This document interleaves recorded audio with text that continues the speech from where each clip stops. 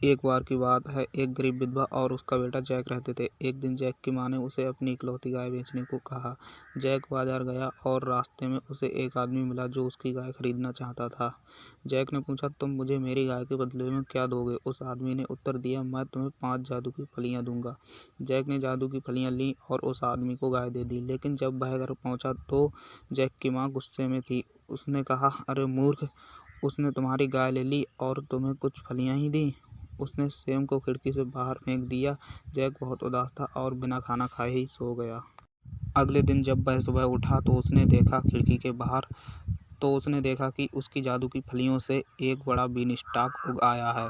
वह बीनस्टॉक डंठल पर चढ़ गया और आकाश में एक राज्य में पहुंच गया। वहां एक राक्षस और उसकी पत्नी रहते थे। जैक घर के अंदर गया और विशाल की पत्नी को रसोई में पाया। जैक ने कहा, क्या आप कृपया मुझे कुछ खाने के लिए दे सकते हैं? बहुत भूख लगी है। दयालु पत्नी ने रोटी और कुछ दूध दिया। जब वह खाना खा रहा था तो राक्षस घर आ गया। दैत्य बहुत बड़ा था और देखने में बहुत ही भयानक था। जैक घबराया और अंदर जाकर छिप गया। दैत्य चिल्लाया, फी फाई फो फम, मुझे एक अंग्रेज की गंध आ रही है।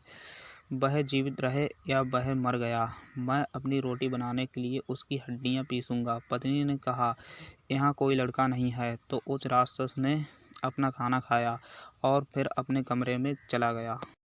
उसने अपने सोने के सिक्कों का बोरा निकाला, उन्हें गिना और एक तरफ रख दिया। फिर वह सोने चला गया।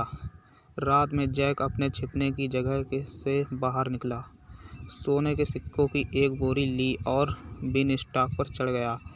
घर पर उसने अपनी माँ को सिक्के दिए। उसकी माँ बहुत खुश थी और वे कुछ समय तक अच्छे से रहे।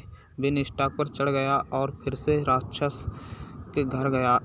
एक बार फिर जैक ने दैत्य की पत्नी से भोजन के लिए कहा, लेकिन जब वह खा रहा था तो दैत्य लौट आया। जैक डर के मारे उछल पड़ा और जाकर पंगल के नीचे छिप गया। विशाल चिल्लाया, फी फो फम, मुझे एक अंग्रेज के खून की गंध आ रही है।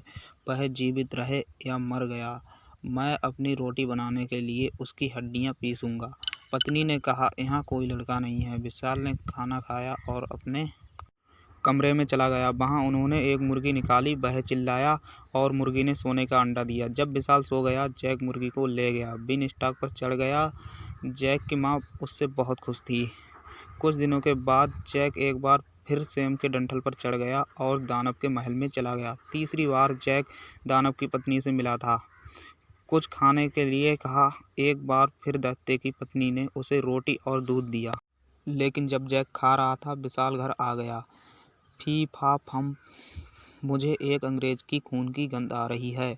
वह जीवित रहे या मर गया, मैं अपनी रोटी बनाने के लिए उसकी हड्डियां पीसूंगा। विशाल रोया, मूर्ख मत बनो, यहाँ कोई लड़का नहीं है। उसकी पत्नी ने कहा, दैत्य के पास एक जादुई बीड़ा थी जो सुंदर गीत बजा सकती थी। जब विशाल सो रहा था, जैक ने बीड़ा ली और जाने वाला था। अचानक जादू बीड़ा चिल्ला उठी, गुरुजी मदद करो, एक लड़का मुझे चुरा रहा है। दैत्य उठा और उसने जैक को बीड़ा के साथ देखा। गुस्से में वह जैक के पीछे भागा, लेकिन जैक उसके लिए बहुत तेज था। वह बीनस्टॉक के नीचे भागा और पेड़ पर चढ़ गया। विशाल ने उसका पीछा किया। जैक जल्दी से अपने घर के अंदर भागा और एक कुल्हाड़ी ले आया। उसने सेम के डंठल को काटना शुरू कर दिया। विशाल गिर पड़ा और मर गया। जैक और उसकी माँ अब बहुत अमीर थे और वे हमेशा खुशी रहते थे।